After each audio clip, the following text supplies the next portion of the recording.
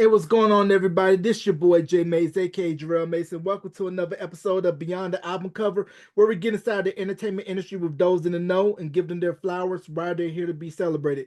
With me, I have my good friend who's doing this thing in the field of education, making sure that your children is getting what they need when they go to school from 8 to 3 or whatever hours that you need.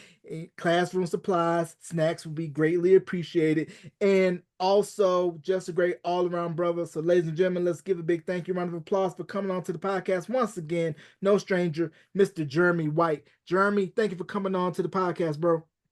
Appreciate you having me, man. I'm really excited to be here. Yeah, man, it's definitely great to see you. Definitely great to hear you. You know, we go back from our college days. You can listen to the previous episode to hear about how we met and everything like that. So let's go ahead and jump right into it, bro. The news of the week that's been breaking. EA Sports brought back college football in a major way. It's been a 10-year wait, and fans have been clamoring at the bit. I am one of them. But we have to thank Ed O'Bannon for bringing that to our attention because he was the one that kicked off the lawsuit with the NCAA, suing over name, image, and likeness. And now you have college students getting big bags from schools and delaying entry going pro early. So, what's your take on NIL with the NCAA and how some of the older athletes, like 1983 NC State and other athletes, are retroactively suing the NCAA for NIL money? Now I got to tell you, I actually did not know that the older players were trying to get retro money for this. But good for them. Good for them though, because the colleges have been able to, especially the big colleges, they've been able to make buku amount of money off of their stars over the years, and continue to sell jerseys or at least just have them up in stadiums to attract the fans. That nostalgia effort that they have going on there. So, I mean, if they feel like something's owed to them, then, more power to them. As far as the NIL deal, now that's going on, I think it's interesting because a lot of people have been talking about whether they agree with it, disagree with it, whether it should have came sooner or not. Um, I just am happy that now you're not going to have certain players getting awards taken away because they did something against the rules of the NCAA when it was. I don't know what's going on with my daughter right now. Okay, I hope you can't hear her. She's in the background crying. Sorry. um, but I I thought it was interesting because everybody's talking about whether it should or shouldn't happen. However, it was happening. People were making deals. People were doing, getting money on the table, doing things like that. They obviously were getting things that were beyond their scholarship. And I think that now when you have these superstars in college that are able to get paid because they can make deals, because they can actually earn their full earning potential, they're not going to be punished by the NCAA by having awards taken away, such as like Reggie Bush. And so what I like about it is I heard an analysis of it like this. A lot of these players, whether they are in women's sports, men's sports, a popular sport or not, some of these players, their maximum earning potential with their sport is when they're in college. Most of them are not going to go pro. Most of them aren't even going to sniff pro. So why shouldn't they be allowed to access money that I believe is rightfully theirs if the college is going to use them as a source of income and a source to promote the college and have more boosters donate to the college as well? Furthermore, you and me having journalism backgrounds, we never heard this kind of thing when it came to any other majors. So, people are like, well, they got a scholarship, so that it's against the rules and they shouldn't have had this and they shouldn't have fought for this. I remember being on the campus at Elon. If I wanted to go freelance somewhere, I didn't have the dean of the journalism school telling me, Jeremy, you can't make money off of your writing ability. I mean, I wrote a book. I sold that book. Was that against the rules that I got? I don't. When you say it for one thing and not the other thing, it becomes very much about control instead of actually giving the players what they deserve. So on that front, on the money front, I'm excited for the players. I think you need to get as much as you can when you're able to get it. I think this will bring more awareness to financial literacy and financial security, and kids that are able to make more money early are not going to necessarily squander their opportunity because this is going to be a normal thing. And then I think it, just to circle back for everything with the video game, I think it's great now because you have an entire generation of kids that didn't even know there was a college football game. And they may not know much about college in general because maybe people in their family didn't go to college, and just them being exposed to all these different college football teams from, I mean, I saw a friend of mine, he was playing with Coastal Carolina. Like, just being able to focus on some of these teams of colleges that people didn't even know existed will ultimately just bring more awareness to not only the sport, but which colleges are available that kids might end up looking into in the future for where they might want to go.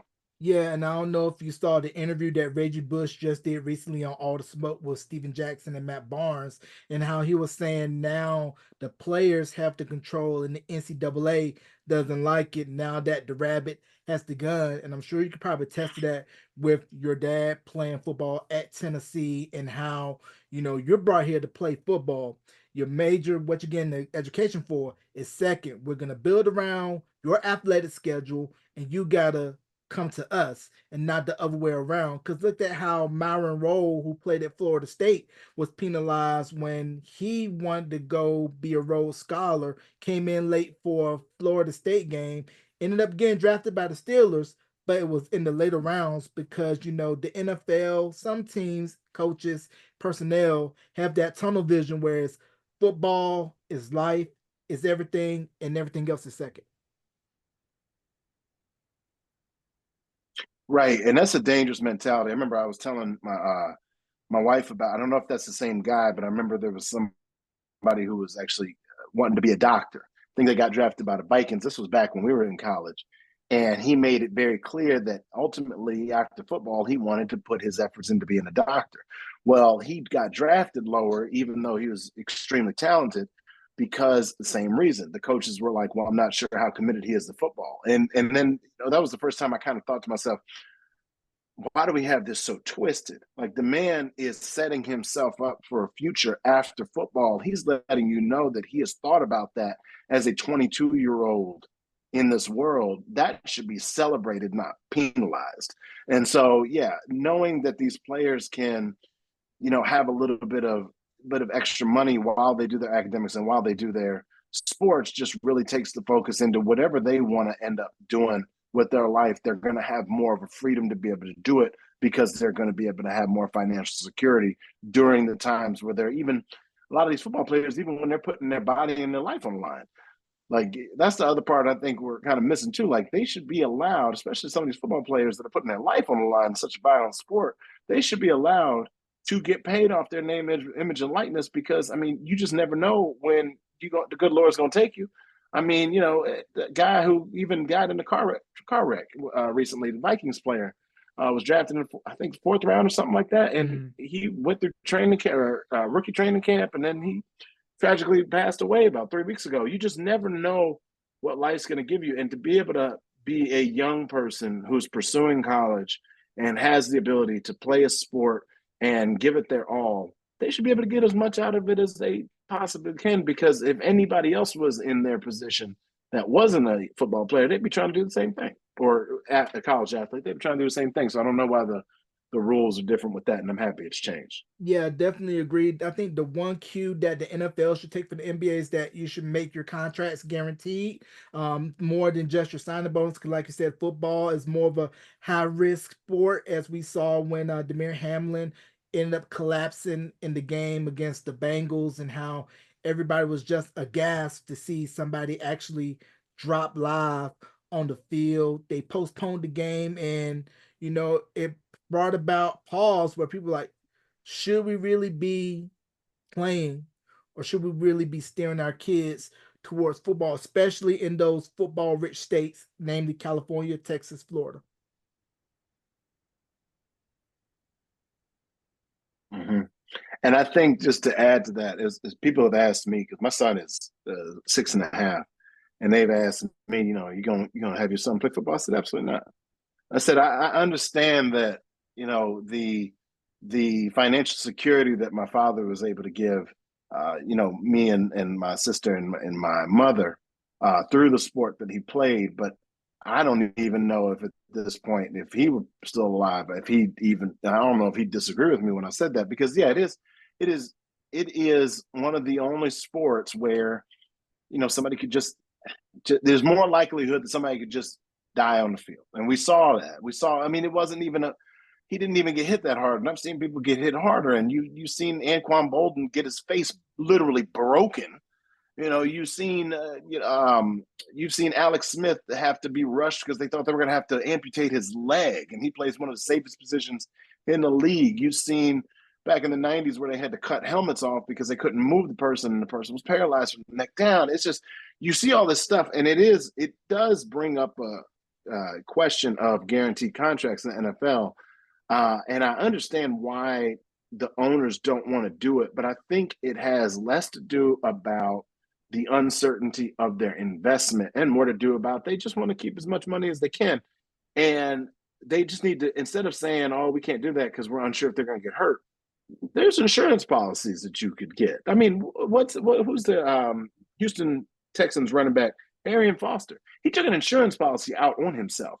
You can't tell me that there's not ways to figure out how to recoup money if a player ends up getting hurt and can't play again.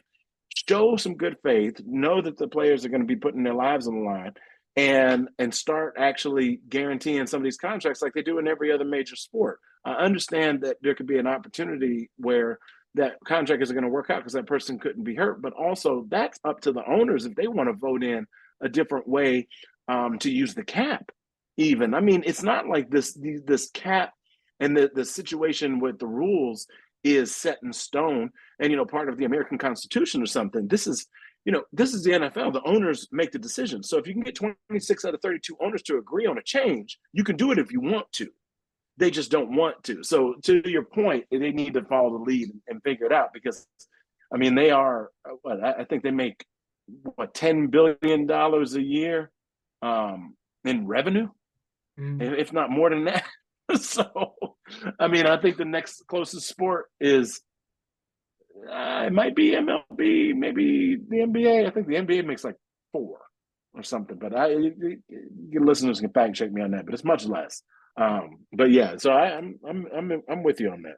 Yeah, and seeing how we have a lot more player movement with free agency, players demanding their worth, and teams are willing to throw bags. Now, correct me if I'm wrong, that there was no free agency in the NFL prior to your father being the first major free agent in the NFL, going from Philly to Green Bay, and he really kicked off that, and there was a great 30 for 30 that was done called Minister of Defense about your dad, Reggie White, Hall of Famer, 75 greatest, 100 greatest, one of the best defensive tackles to ever lace them up. He tossed around John Randall like a rag doll, and it's on YouTube. Look it up. So what's your thoughts on player free agency and how your dad pretty much kickstart that whole movement with players demanding their worth and saying, y'all going to come to me and I'm going to go to who's the highest bidder?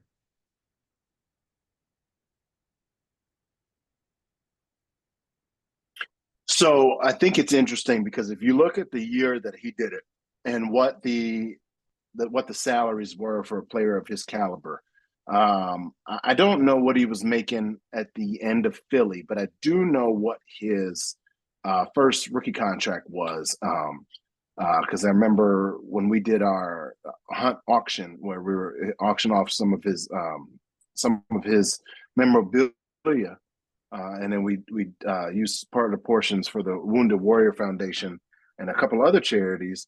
I got to see one of his first original contracts when I was looking through some of our things here at my mom's house, and he, I believe, as a rookie, was making 200. It was 250 a year, or was it $250,000 for 2 years? It was $250,000 for either the contract or it was a year. But either way, compared to what contracts are now, it wasn't. And in relativity, relative to what people are making now, but when he decided to be a free agent, I thought when I was younger, I'm just like, okay, he's being a free agent. Okay, cool. I didn't realize that there was a lawsuit against the NFL to actually have this happen, so that players, to go back to what we're talking about with the NCAA, to have control of their own destinies, right? To have control. Saban is deciding. Hold on, sweetie. I'll come out, okay? When Nick Saban, all because it doesn't look like college football, he grew up with, and his dad grew up with, because everybody can hit transfer portal. Sorry, they want to go. This is basically free agency now, and so when my dad did it, one actually put his name on it. So that was, I didn't realize that was a big risk at the time, because I know there were conversations he even had with my mom. If this doesn't go well, the NFL could blackball me. And then even beyond that, that would have been blackballed from the Hall of Fame. So he put, he always right. He was convicted about it, but that was a big risk for him, and the rest of his career. But yeah, it jump started everything, and it got him to the point where I think the only two people out of the contract he accepted from Green Bay, the only two positions that, or excuse me, players that were making more money than him at the time were Dan Marino and Joe Montana, or either John Elway and Dan Marino. It was, I think it might have been those two, but they were quarterbacks, which shows you where the slotting was. But I often, every time I see a new free agent these days, past 15 years, whatever it is, sign a new contract, I always think to myself, I need you to write a thank you letter to Sarah White. I need you to write a thank you letter to Sarah White telling her, hey, your husband's not here, but I want to thank him, because if it wasn't because of him, I wouldn't be able to do what I have the ability to do. It was all because of him. So I think it is. I think about it from time to time how he started that. And, I swell with pride on his legacy that he built in 43 short years. Right. And what I gotta say to players, get your bag. Don't leave no money on the table, because I know some teams are very infamous to try to get players to take sweetheart hometown discount deals to put money back into the team. But when you're Kansas City and you got Mahomes paying half a bill, you could afford to be able to take a hometown discount to replenish the tank. And some teams we've seen, they push their chips to the middle of the table, go all in. We saw it happen for the Rams when they made that swap for Stafford for Goff, and it ended up going into a Super Bowl. Now, it seems high risk, high reward where you go all in like that for 1 to 2 years. And we're kind of seeing it in the NBA, the breakup of the super team era. And with Boston winning the title recently, we're probably going to see teams revert back to building the old fashioned way: draft, smart free agent signings, and just build and develop from within.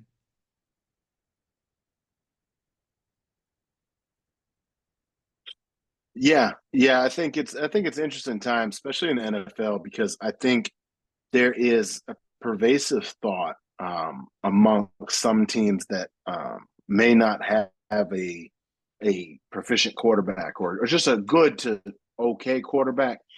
I think there's going to be a conversation around some of those teams around, look what the Niners did. And yeah, they had drafted well, but they were able to go out and get people and move pieces for sustainability, because they had a little bit of Russell Wilson going on when he first got drafted, where you're not paying your quarterback more than about 600,000 to $1.5–2 million a year, and you can put everything else in that basket.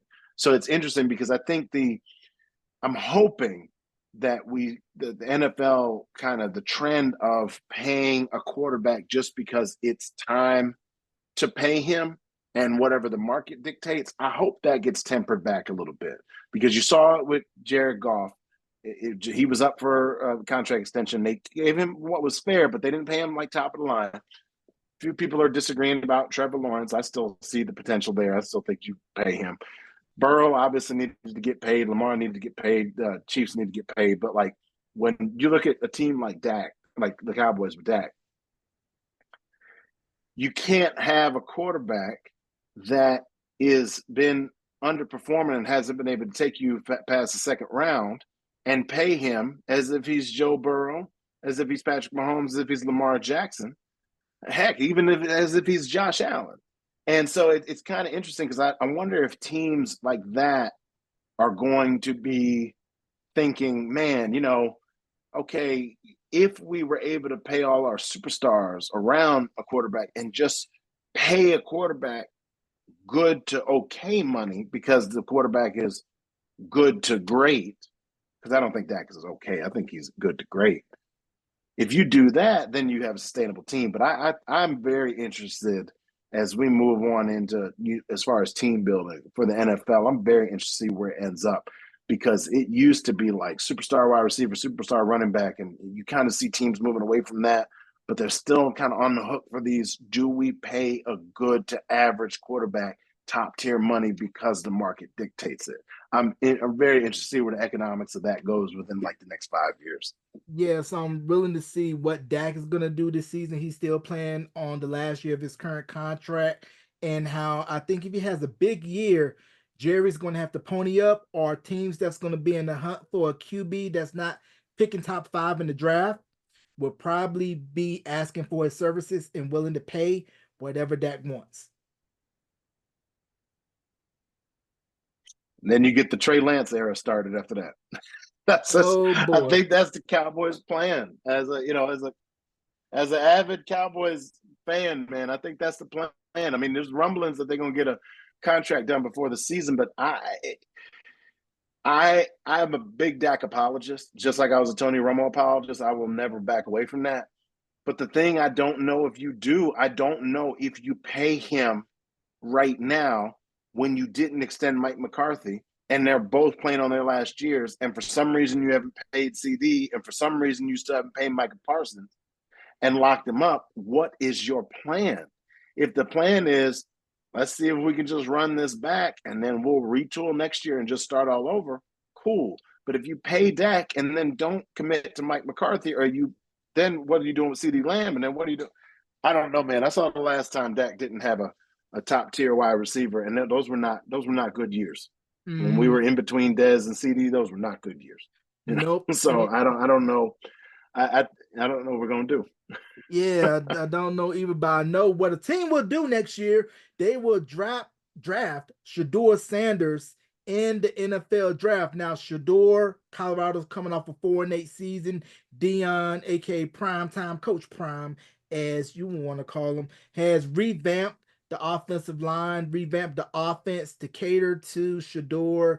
Dual star Travis Hunter playing corner and wideout. I believe Warren Sapp is on the coaching staff at Colorado. He got some of his other NFL buddies come on Yes, he and is. got the Louis luggage. So, where do you think Shador's standing will be as far as a prospective NFL quarterback?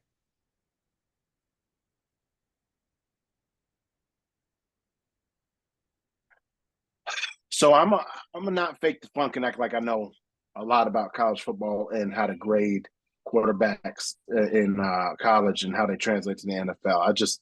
I know that the amount of games I did try to watch last year for the Buffs, I liked what I saw out of him. But like I said, I wasn't, looking at him in comparison to Bo Nix or Drake May or Caleb Williams or got drafted by Minnesota. I didn't look at McCarthy out of him in Michigan. comparison to some of those quarterbacks. But what I will say is I'm intrigued. Yeah, that's right. That's right. And I'm intrigued at the prospect of, because this cannot be undersold, the prospect of, if wherever Shador gets drafted next year, will a team try to, because if a team drafts him, I don't know where he's going to end up falling, but I mean, if this is especially with what the Falcons did at pick 8 with Penix. mm, he's 26 years old. What they did at pick 8, for eventual Kirk Cousins replacement, Penix Jr. What they did with him, you can't undervalue or you can't overvalue quarterbacks when it comes to draft where they're going to be drafted. Not necessarily if they should have been drafted there or if they reach, it doesn't matter. It's a quarterback. So let's just hypothetically play this out. Shador does well. Shador looks like he's got all the components for a quarterback. I don't see how he gets out of the top 15. next year. And also, if a team is drafting that high, that means they were terrible, which means there might also be a proponent or an idea that they won't have a coach because the coaching tree, the changeover is like a third of the coaches get fired every year. And so the thing that I'm intrigued of is, does Deion follow him? And does Deion follow him to the team that he was at? Because I tell you, my wish to high heaven as a Cowboys fan, and this is probably the steaming hottest of takes ever. And I'm not saying it's going to happen, but I'm just saying selfishly, what I would love as a Cowboy fan, I would love nothing else than for us to see what happens with Dak this season. Don't pay him. If we end up moving on from him, figure out how we can trade draft capital, go up and get Shador and sign Deion. It would be must see TV for all of 2025. Like, even if the Cowboys weren't even great, that would be you think Bronny James coming in and playing with his dad is going to be great for the NBA? You let Deion Sanders, prime time, go coach the Cowboys with his son as the quarterback, man. I wouldn't even care if I would be watching every game. I'd be talking so much smack, and we may not even be that good, but man, that would be fun. Yeah, that will be fun, but I got a feeling Shador is probably gonna get drafted by the Raiders. I think he's gonna end up in Vegas. Oh wow. What makes you think that? Well, seeing how last season fared out, Garoppolo didn't really give the juice that they wanted. I believe Minshew Mania is back up in Vegas. Jojo, how old am I? Almost called him Oakland. And then with the switch over with them firing McDaniels, Pierce getting the interim tag taken off and his head coach, I think they have a lot of momentum going into this coming season. But I really think that quarterback play is still not there for the Raiders. And if they're in top 5 looking for a QB, and if Shador has a great season, gets on the Heisman trophy list, then I think that they will pull the trigger and draft Shador. Now, speaking of QBs that was drafted high, that didn't have a great rookie season, Bryce Young, and of course, being in Charlotte with you, you're in the backyard of the Carolina Panthers, and ever since Tepper brought the team from the late owner Jerry Richardson, Panthers have been a boo-boo show, stuck in traction, hasn't been getting out, but I think they're headed in the right direction now with Canales and Dan Morgan as GM. I think Dan is going to bring back the old school Panthers mentality, ground and pound, defense, especially fitting since Julius Peppers will be going into the Pro Football Hall of Fame this year. First homegrown Carolina Panther player to go into the Pro Football Hall of Fame from 252, alumnus of Southern Nash High School, played basketball, football at Carolina, only athlete to play in both Super Bowl and in the Final Four.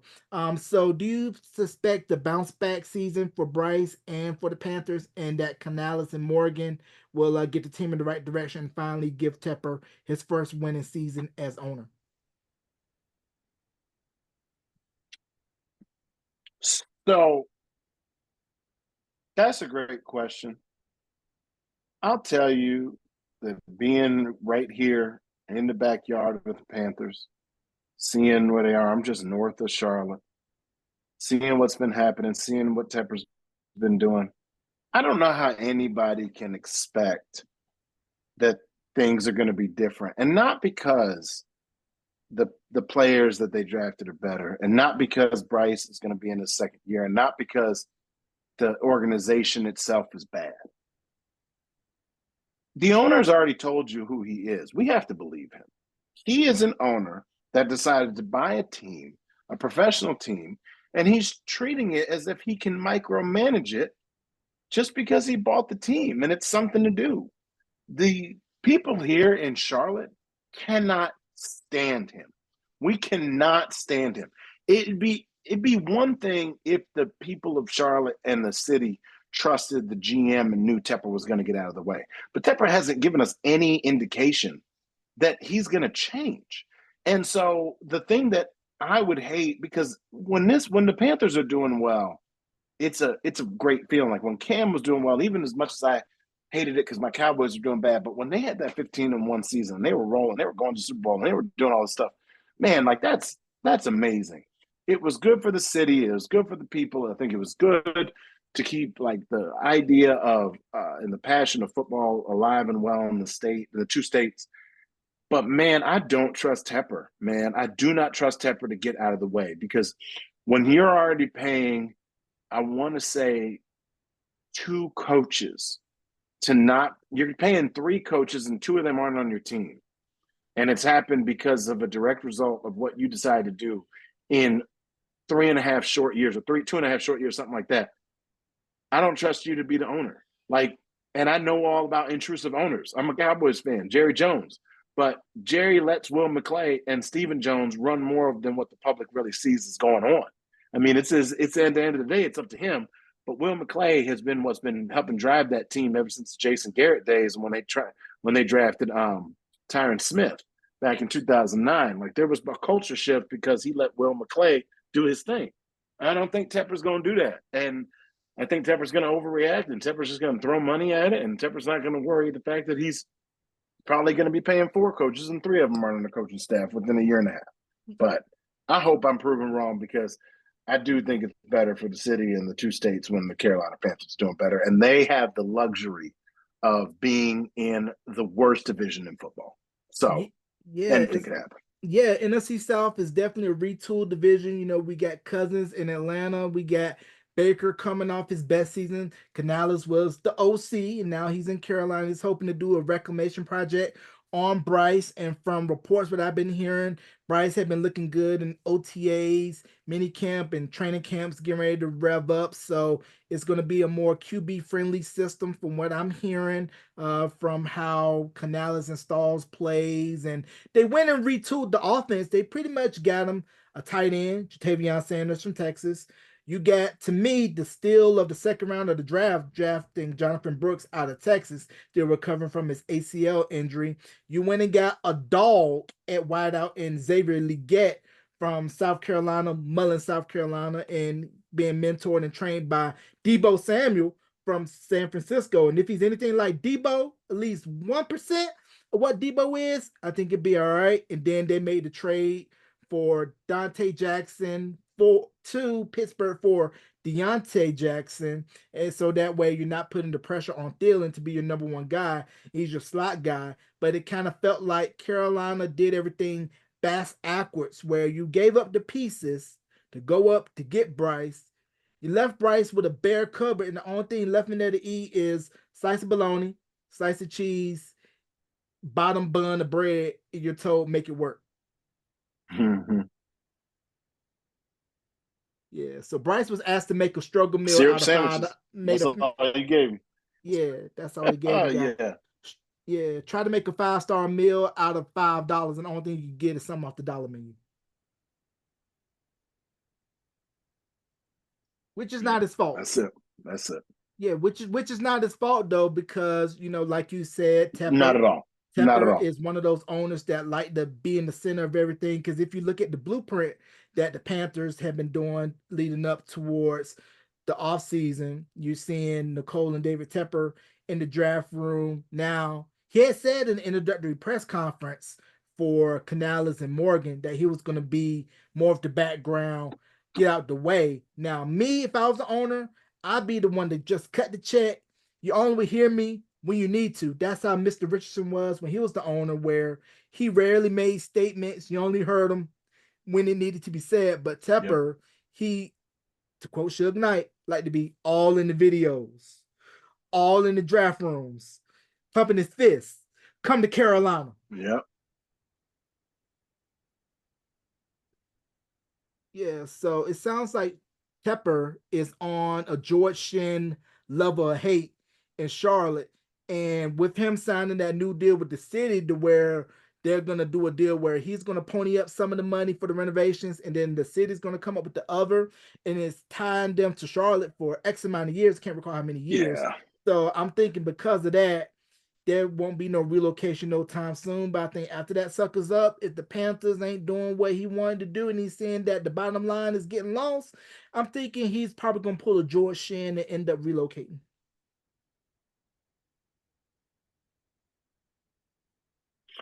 Yeah, I mean, that whole thing is splitting the money. It's amazing. The man could be worth $20 billion. I was asking the city for 845 million. I mean, I can't tell. I can't say I wouldn't be the same way. I wouldn't want to spend my money if you don't have to. But at the same time, I'm like, man, people already don't like you, and then you're gonna do this. But it is what it is. Um, yeah, I hope that doesn't happen. I hope they don't move it. I think football is good for having it right here. You know, Atlanta's only 4 hours away. You got, I mean, Louisiana's far, so it's not quite the NFC South, you know, as far as proximity. But it would be not.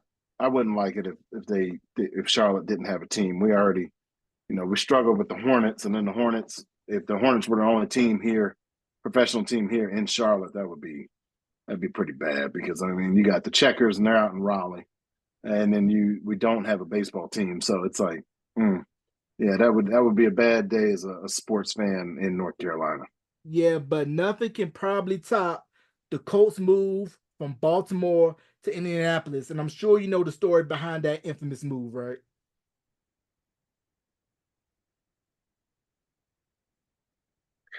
I think so. I think I know bits and pieces. Also, I said the Checkers. I meant the Hurricanes.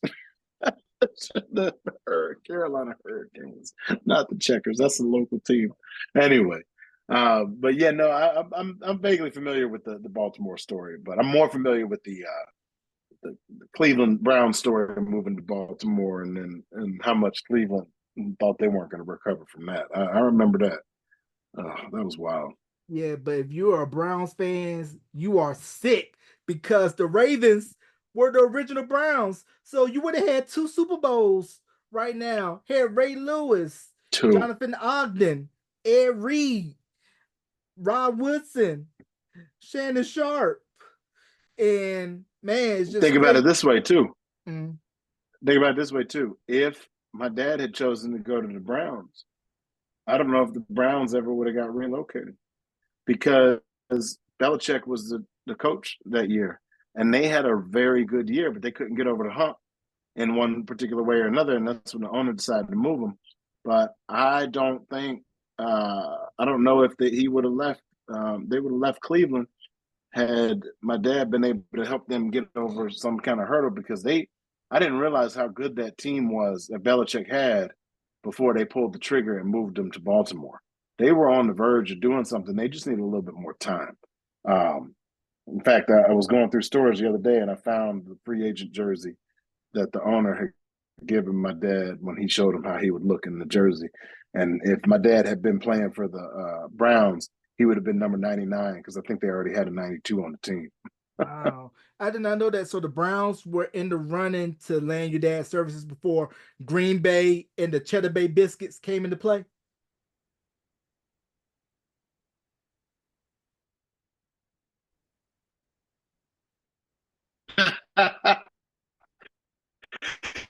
Visited.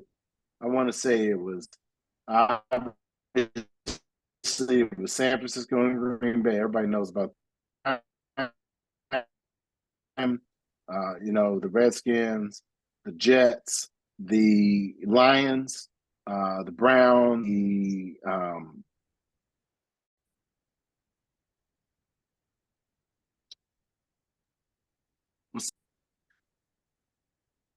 so everybody knows about the teams. It was San Francisco and Green Bay that were after my dad, and most people know about that. But the other teams that were in the running, and the only reason I know this is because we still have the free agent jerseys that they showed him how he would look in if he was a part of those teams, were the Lions, the Browns, the Jets, the Cardinals, the at the time the Washington Redskins, and there was one in the Falcons. I literally have a jersey that says R White on it because I guess they had another white. It says R White on it. It was 92. And so I remember I was wearing it one day and somebody was like, Roddy White was number 92 on the Falcons. I said, no, it's my dad's free agent jersey. But yeah, we still have those. Those are one of a kind, man, because you know they never went into production, but a lot of teams were courting them at that time. Yeah, so as we saw in the 30 for 30, you were talking about how when he went to Green Bay, they took him out the red loss. And I'm like, fellas, Cheddar Bay Biscuits, Cheddar That's Bay it. Biscuits. If you get her Cheddar Bay, she'll be your Bay. You think me That's later. it. That's it. That's it. And I thought it was crazy because I went on Twitter after it aired, and people were like, "That man really got the Green Bay because of some Cheddar Bay biscuit." I said, yeah, "Man, that was it. That was you never know what it takes sometimes." But yeah, that was funny though. I mean, and I still remember. I remember going to that Red Lobster as a kid. We still frequented that Red Lobster after the fact. And I'm sure they had some catfish ready for my dad. So Mhm.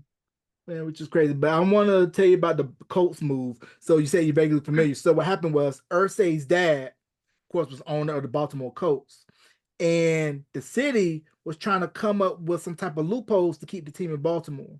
So what he ended up doing, like a thief in the night, had Mayflower trucks at the ready, treated them like a one night stand, had everything packed up in the Mayflower trucks, had the trucks going off in different directions so that way they didn't get stopped.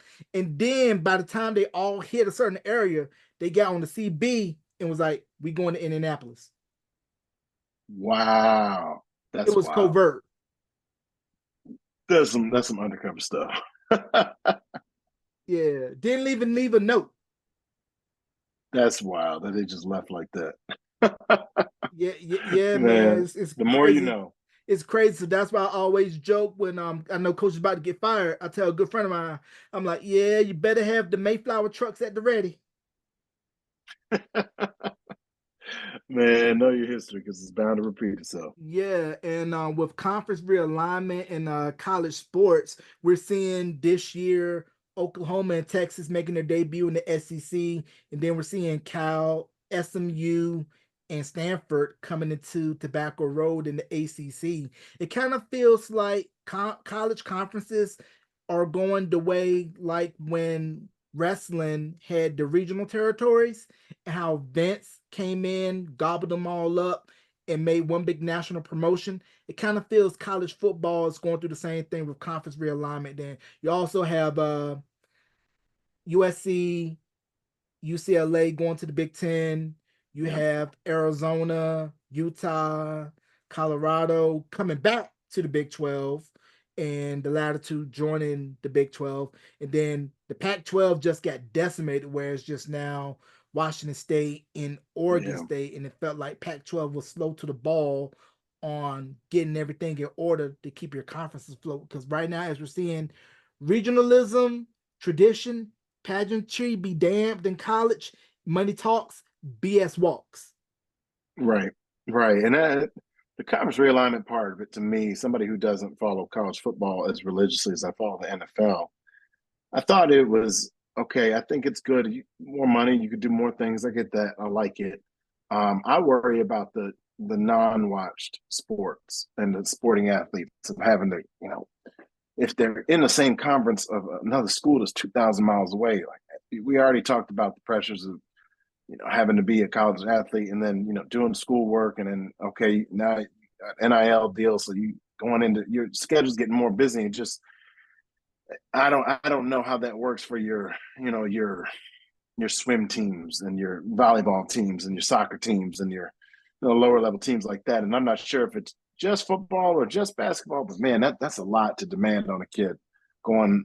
And I know they'll probably finagle it with the schedules where they stay over in a certain amount of time.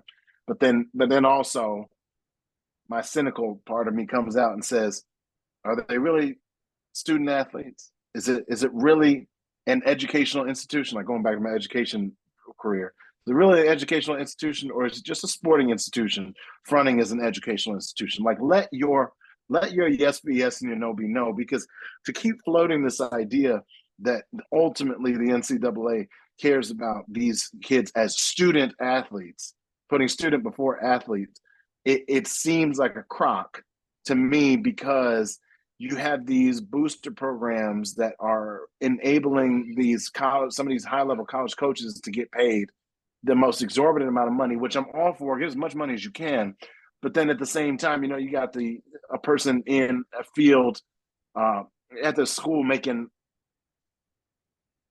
nothing, or these adjunct professors that are making $3,000 per class, without benefits, things like that. Like I could get into that on soapbox with that. So it just seems disingenuous to me that if the NCAA wants to continue to promote this student athlete thing, then they're going to have to figure out a way, and they don't necessarily have to promote it because it's not their obligation to answer me asking this question.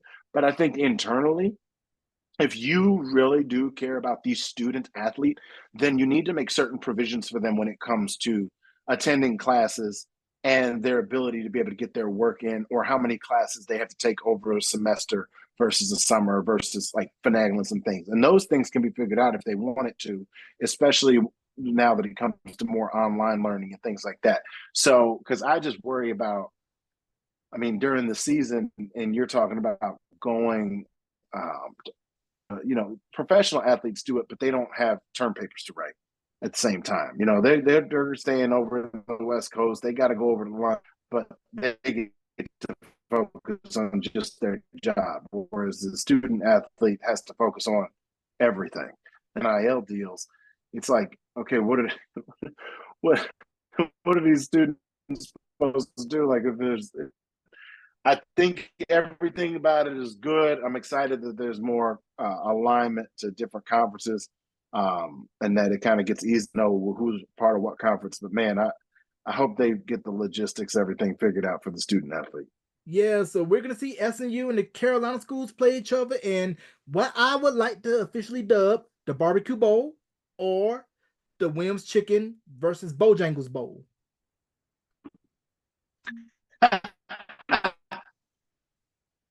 Way we can get Bojangles in there for something at Bojangles. So Bojangles is very close to my heart. Yeah, the Bojangles Bowl, and I know that Raleigh was on tilt this past season because the men did a 1983 remix, made it all the way to the Final Four where they fell to Purdue. And then the ladies, I think they went to their respective Final Four as well. And how Kevin Keats, had they not won the ACC tournament, he was on his way out the door in Raleigh. And now he pretty much was playing on his last quarter up until when he got the Phoenix in the Final Four when they ran into Zach Edey and the Boilermakers of Purdue.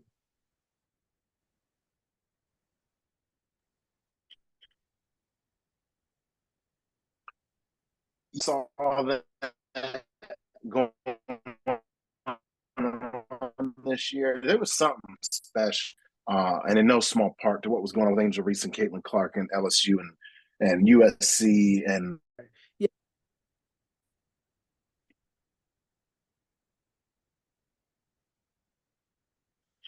so it was a special. I'm not a big college basketball fan, but even I couldn't get away from how special this past season was, and seeing seeing what was going on with the men's and actually not who was going to get where, because we were in a different kind of era of college basketball where the blue bloods were dropping off, and obviously ended up being UConn. They came back and did it, but it was a very fun kind of year because you didn't know what was going to happen, especially during March Madness with the men. But then the women's side, I mean, I don't have to tell your audience, I don't have to tell anybody.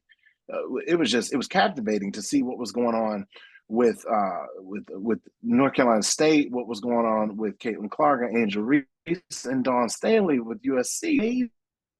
Amazing watching from an perspective. So I have two girls. I got a 2-year-old and I'm almost excited.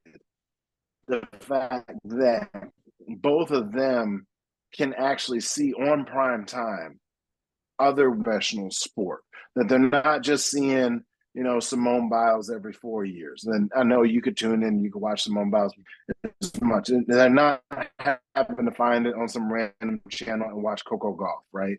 They're not having to do these things, and it can now be front and center. And I believe the WNBA just signed like a $2 billion deal with the NBA. yeah, I think so. So these ladies are about to get paid more, and I think that no matter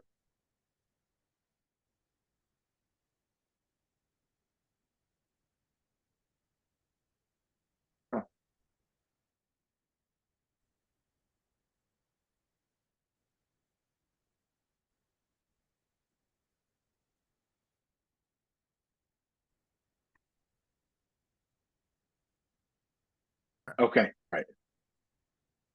Yeah, I definitely agree that women's basketball professionally is on the rise. So is college with Coach Staley, what she's doing at South Carolina, and how, girls get to see women on TV all the time. And with what NC State accomplished this year on the men's and women's side was extraordinary. And I know Jimmy V and Lorenzo Charles had something to do with that. They were up in the sky watching along with every case. Now, before we conclude, any shouts you want to give before we conclude the interview, plug your socials, and how can people find out more about what you're doing in the classroom, if you need any donations for school supplies and things like that, because me being a former educator, I'm all about that.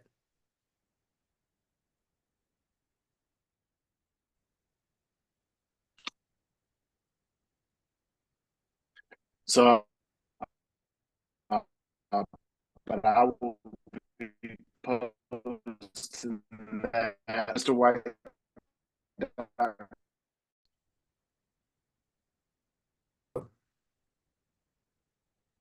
So you can go to that's mrwhite.com, just THATSMR white.com, and that'll have all my socials there.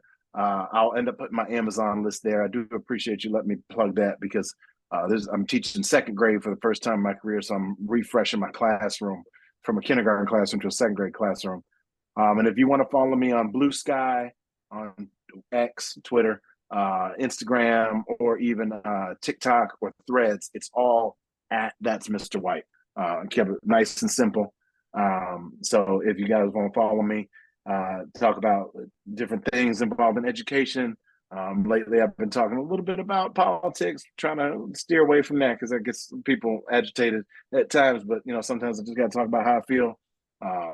Pictures, mostly pictures of my family are on Instagram and things like that. But you can find me on all the socials at That's Mr. White. That's Mr. White in support.